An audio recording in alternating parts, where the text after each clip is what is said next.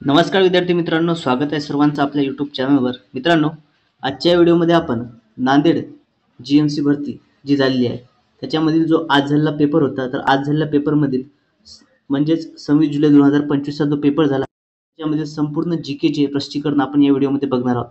तरी सर्वांनी हा व्हिडिओ शेवटपर्यंत बघायचा आहे आणि जे विद्यार्थी पहिल्यांदा आपला व्हिडिओ बघत आहेत त्यांच्या चॅनलला सबस्क्राईब करायचं आहे.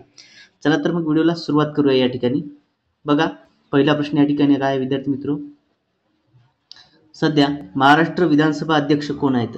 बघा, सध्याचे जे आपले महाराष्ट्र विधानसभा अध्यक्ष आहेत हे कोण आहेत? पर्याय बघा, ए राम शिंदे, बी नाना पटोले, सी राहुल नॉर्वेकर, डी आहे रामराजे नाईक निंबाळकर. तर विद्यार्थी मित्र, सध्याचे महाराष्ट्र विधानसभेचे अध्यक्ष कोण आहेत? तर ते आहेत राहुल नार्वेकर. पर्याय क्रमांक सी आपल्या या प्रश्नाचं योग्य असं उत्तर आहे. ओके, राहुल नार्वेकर हे सध्याचे आपले विधानसभा अध्यक्ष आहेत. थोडंसं या ठिकाणी स्पष्टीकरण बघूया. बघा, 9 डिसेंबर 2024 रोजी राहुल नार्वेकर यांची बहुमताने विधानसभा अध्यक्ष म्हणून नियुक्ती झालेली आहे. त्यानंतर राज्याच्या स्थापनेपासून ते 16वे अध्यक्ष ठरले आहेत. ओके, महाराष्ट्र राज्याच्या विधानसभेच्या स्थापनेपासून ते काय 16वे अध्यक्ष त्या ठिकाणी ठरलेले आहेत. आणि सलग दुसऱ्यांदा विधानसभा अध्यक्ष होणारे ते दुसरे व्यक्ती ठरलेले आहेत. बघा, सलग दुसऱ्यांदा विधानसभा अध्यक्ष होणारे ते दुसरे व्यक्ती ठरलेले आहेत. यापूर्वी काँग्रेस नेते बघा कोण, तर बाळासाहेब भारदे यांनी हे जे आहे हे पद भूषवलं होतं 1962-67. त्यानंतर 1967-1972 या दोन कालावधीमध्ये बाळासाहेब भारदे यांनी हे पद भूषवलेलं होतं. त्यानंतर दुसरे व्यक्ती ठरले आहेत ते म्हणजे राहुल नार्वेकरजी. ओके, चला बघा विद्यार्थी मित्र, अगदी डिटेलमध्ये आपण याची माहिती बघितलेली आहे. तत्पूर्वी विद्यार्थी मित्र, तुम्ही जर अजूनही आपल्या चॅनलला सबस्क्राईब केलं असेल, सर्वांनी चॅनलला सबस्क्राईब करायचं आहे. तसेच साईडला जे बेल आयकॉन आहे त्याला देखील प्रेस करायचं आहे. आणि या प्रश्नांची PDF जर हवी असेल तर आपलं टेलिग्राम चॅनल जॉईन करायचं आहे, ज्याची लिंक या व्हिडिओच्या डिस्क्रिप्शन बॉक्समध्ये देण्यात आलेली आहे. यानंतर पुढचा क्वेश्चन बघा, मुंबई उच्च न्यायालयाचे मुख्य न्यायाधीश कोण आहेत? मुंबई उच्च न्यायालयाचे मुख्य न्यायाधीश म्हणून कोणाची नियुक्ती करण्यात आलेली आहे? न्यायमूर्ती देवेंद्र कुमार उपाध्याय, त्यानंतर न्यायमूर्ती आलोक पारादे, त्यानंतर सर मॅथ्यू रिचर्ड सॉस की न्यायमूर्ती MC छागला. तर विद्यार्थी मित्र, मुंबई उच्च न्यायालयाचे सध्याचे मुख्य न्यायाधीश आहेत न्यायमूर्ती आलोक पारदे. पर्याय क्रमांक सी न्यायमूर्ती आलोक पारदे हे आपल्या प्रश्नाचं या ठिकाणी योग्य असं उत्तर असणार आहे. बघा, न्यायमूर्ती आलोक पारदे हे 48वे मुख्य न्यायाधीश ठरले आहेत मुंबई उच्च न्यायालयाचे. किती तर 48वे मुख्य न्यायाधीश त्या ठिकाणी ठरलेले आहेत. आणि यांना शपथ जी आहे आपले राज्यपाल CP राधाकृष्णन यांनी शपथ दिलेली आहे. आणि यांच्या पूर्वीचे ते होते देवेंद्र कुमार उपाध्याय हे होते. ओके, हे होते 47वे.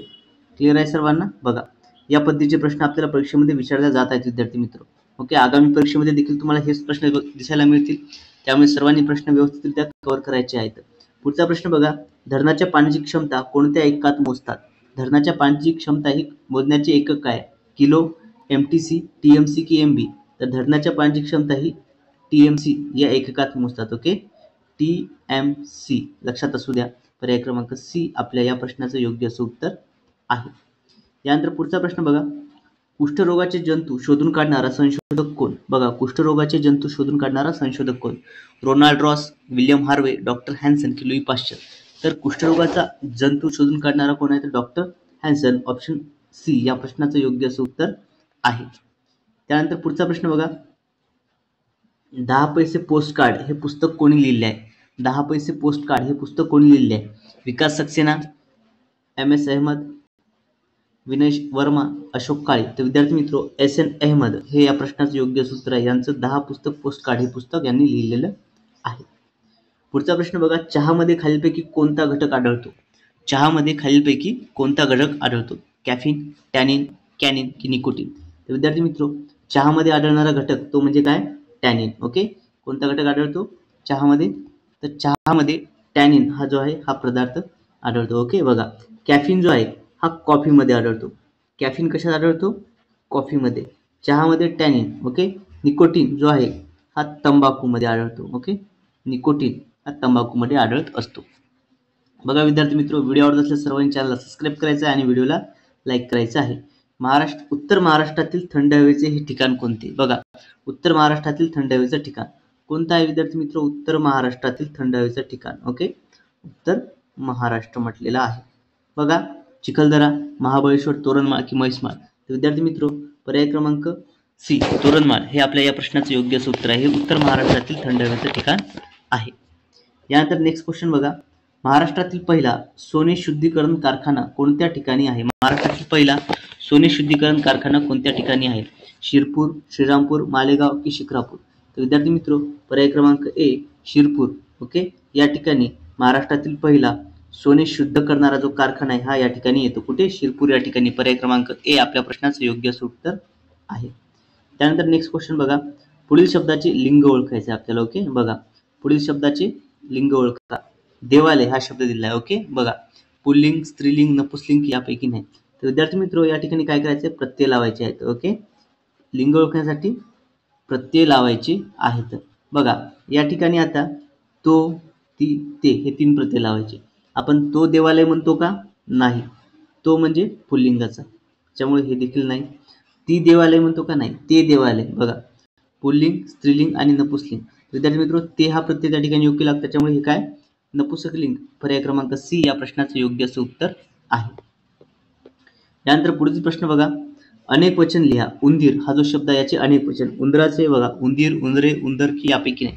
तर उंदीरला काय म्हणतो आपण? उंदरे. ओके, उंदीरचं काय होते? अनेक वचन उंदरे. ओके, बघा खूप उंदीर झाले. या ठिकाणी काय होतं? पर्याय क्रमांक बी याचं उत्तर अयोग्य असं आहे. ओके, चला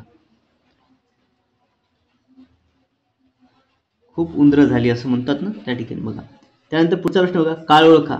आई मुलांना जेवायला वाढत होती. बघा आई मुलांना जेवायला वाढत होती असं म्हटलेलं आहे. अपूर्ण भूतकाळ, साधा भूतकाळ, पूर्ण वर्तमान काळ की साधा भविष्यकाळ? तर विद्यार्थी मित्र जेवायला वाढत होती म्हटलेलं आहे. ओके, त्याच्यामुळे काय? पूर्ण वर्तमान काळ वाक्य आहे. पर्याय क्रमांक सी. ओके, वर्तमान काळात ती घटना आहे आणि ती पूर्ण झालेली आहे. ओके, चला यानंतर पुढचा प्रश्न बघा. मानवी शरीरातील सर्वात मोठी ग्रंथी कोणती आहे?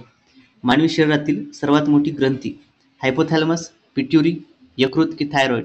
मानवी शरीरातील सर्वात मोठी ग्रंथी विचारली तर ते विद्यार्थी मित्र यकृत. ओके, ही सर्वात मोठी ग्रंथी आहे. पर्याय क्रमांक सी यकृत आपल्या प्रश्नाचं योग्य असं उत्तर असणार आहे. मानवी शरीरातील सर्वात मोठी ग्रंथी कोणती आहे? तर यकृत ही मानवी शरीरातील सर्वात मोठी असणारी ग्रंथी आहे.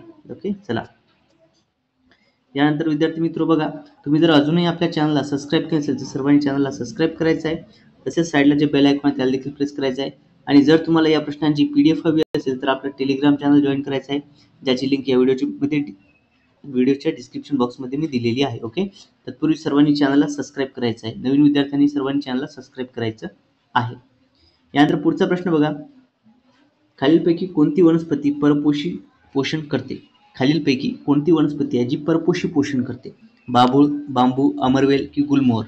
विद्यार्थी मित्र अमरवेल जी आहे ही परपोषी पोषण करणारी वनस्पती आहे. पर्याय क्रमांक सी अमरवेल हे या प्रश्नाचं योग्य असं उत्तर आहे. विद्यार्थी मित्र व्हिडिओ आवडत असल्यास सर्वांनी व्हिडिओला लाईक करायचं आहे. ओके, लाईक करायचं आहे, तसेच शेअर देखील करायचं आहे. यानंतर पुढचा प्रश्न बघा. भारतातील अर्थव्यवस्थेचे जागतिकीकरण कधी करण्यात आले? बघा भारतीय अर्थव्यवस्थेचं जे जागतिकीकरण आहे ते कधी करण्यात आलं असा प्रश्न आहे. 1985, 1991, 1981 की 2001? तर भारतीय अर्थव्यवस्थेचे जागतिकीकरण हे 1991 मध्ये झालं होतं. ओके, बघा 1991 मध्ये जे आहे जागतिकीकरण झालं होतं. पर्याय क्रमांक बी 1991 या प्रश्नाचं योग्य असं उत्तर आहे. त्यानंतर बघा पुढचा प्रश्न. पंचायत समितीचा कार्यकारी प्रशासकीय अधिकारी कोण असतो? बघा ग्रामसेवक, मुख्य कार्यकारी अधिकारी, गटविकास अधिकारी की विस्तार अधिकारी? पंचायत समितीचा या ठिकाणी विचारलेला आहे विद्यार्थी मित्र. पंचायत समितीचा कार्यकारी प्रशासकीय अधिकारी कोण असतो? तर या ठिकाणी विद्यार्थी मित्र पर्याय क्रमांक सी या प्रश्नाचं योग्य असं उत्तर असणार आहे. गटविकास अधिकारी हा पंचायत समितीचा प्रशासकीय अधिकारी असतो. त्यानंतर पुढचा प्रश्न बघा.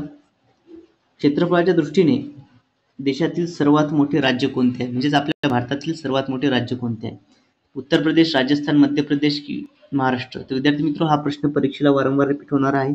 ओके, क्षेत्रफळाच्या दृष्टीने म्हटलं तर सर्वात मोठे असणारे राज्य कोणते आहे? तर ते आहे राजस्थान. ओके, राजस्थान हे सर्वात मोठे असणारे राज्य आहे क्षेत्रफळाच्या दृष्टीने, लक्षात असू द्या.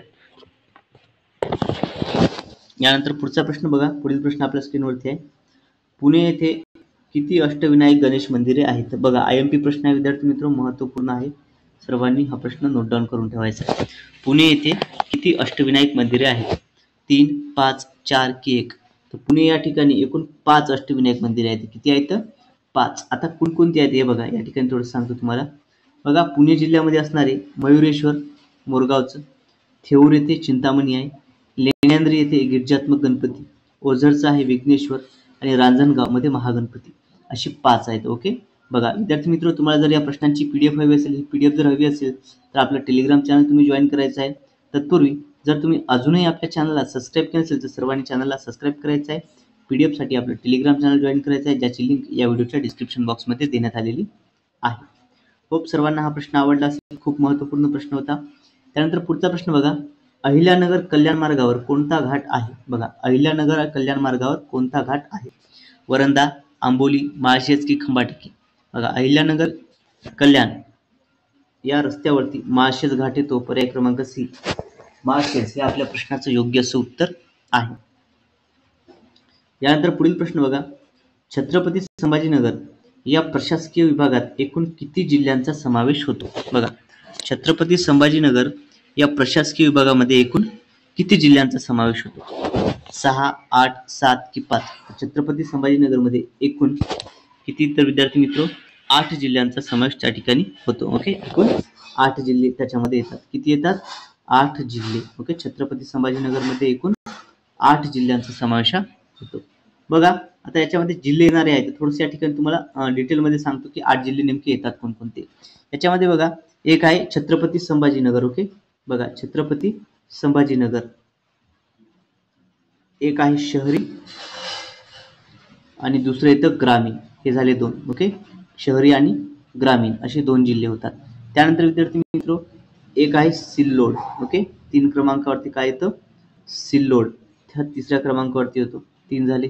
त्यानंतर 4थ्या क्रमांकावरती या ठिकाणी जिल्हा आहे तो म्हणजे सोयगाव.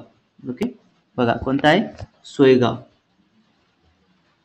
सोयगाव जिल्हा झाला. त्यानंतर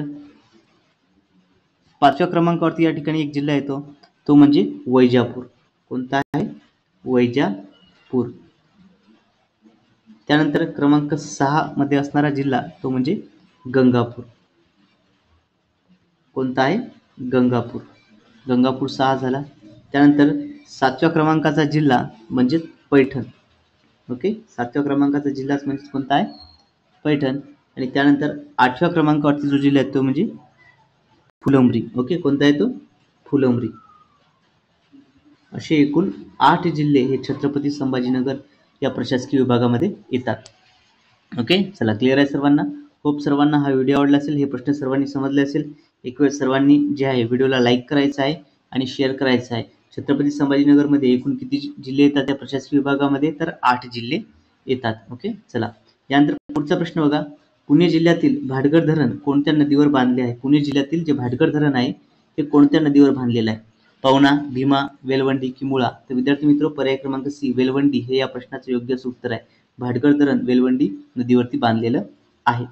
त्यानंतर कृषी क्षेत्रातील पित्तक्रांती कोणत्या पिकाशी संबंधित आहे? कृषी क्षेत्रामधील जी पित्तक्रांती आहे ही कोणत्या पिकाशी संबंधित आहे? मत्स्योत्पादन, रेशीम, तेलबिया की दूध? तर विद्यार्थी मित्र पर्याय क्रमांक सी, तेलबिया हे या प्रश्नाचं योग्य असं उत्तर आहे. ओके, बघा, मत्स्योत्पादनासंदर्भात निळी क्रांती आहे, दुधासंदर्भात श्वेत क्रांती, धवल क्रांती ज्याला म्हणतो आपण, ती त्या ठिकाणी आहे. यानंतर पुढचा प्रश्न बघा, राजा शब्दाचे सामान्य रूप ओळखा. राजा शब्दाचे सामान्य रूप ओळखायचे आहे. तर राजाचे सामान्य रूप विद्यार्थी मित्र काय होतं? राजा, राजे, राज्य की राज्या? तर राजा या शब्दाचे सामान्य रूप हे राजाच हे आहे. ओके, काय आहे? राजाचे राजाच होतं. पर्याय क्रमांक ए, राजाच हे आपल्या या प्रश्नाचं योग्य असं उत्तर असणार आहे. यानंतर पुढचा प्रश्न बघा, खालीलपैकी भाववाचक नाम ओळखा. भाववाचक नाम ओळखायचं आहे. गरीब, श्रीमंत, गरिबी, गंभीर. भाववाचक नाम कोणतं याच्यातलं? तर गरिबी. ओके, गरिबी हे भाववाचक नाम आहे. पर्याय क्रमांक सी या प्रश्नाचं योग्य असं उत्तर असणार आहे. त्यानंतर पुढचा प्रश्न बघा, दक्षिण मध्य रेल्वेचे मुख्यालय कोणते आहे? दक्षिण मध्य रेल्वेचे मुख्यालय कोणते आहे? चेन्नई, सिकंदराबाद, मुंबई की दिल्ली? दक्षिण मध्य रेल्वेचं मुख्यालय म्हटलं तर सिकंदराबाद हे दक्षिण मध्य रेल्वेचं मुख्यालय आहे. पर्याय क्रमांक बी आपल्या प्रश्नाचं योग्य असं उत्तर असणार आहे. त्यानंतर पुढील प्रश्न बघा, राम लक्ष्मण हे शब्द कोणत्या समासाचे उदाहरण आहेत? राम लक्ष्मण हे जे शब्द आहे कोणत्या समासाचे उदाहरण आहेत? अव्ययी भाव, तत्पुरुष, द्वंद्व की बहुव्रीही? दोन्ही पद महत्वाचे आहेत, त्याच्यामुळे द्वंद्व समास. कोणता?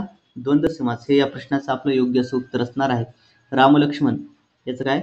द्वंद्व समास आहे. पर्याय क्रमांक सी या प्रश्नाचं योग्य असं उत्तर असणार आहे. ओके, चला, बघा विद्यार्थी मित्र, खूप महत्त्वपूर्ण प्रश्न आपण या व्हिडिओमध्ये बघितलेले आहेत. तुम्ही जर अजूनही आपल्या चॅनलला सबस्क्राईब केलं असेल तर सर्वांनी चॅनलला सबस्क्राईब करायचं आहे. तसेच साईडला जे बेल आयकॉन आहे याला देखील प्रेस करायचं आहे. आणि या प्रश्नांची जर तुम्हाला PDF हवी असेल तर आपलं टेलिग्राम चॅनल तुम्ही जॉईन करायचं आहे, ज्याची लिंक या व्हिडिओच्या डिस्क्रिप्शन बॉक्समध्ये दिलेली आहे. मित्रांनो, या व्हिडिओमध्ये एवढंच. भेटूया तर पुढच्या व्हिडिओमध्ये. Thank you so much.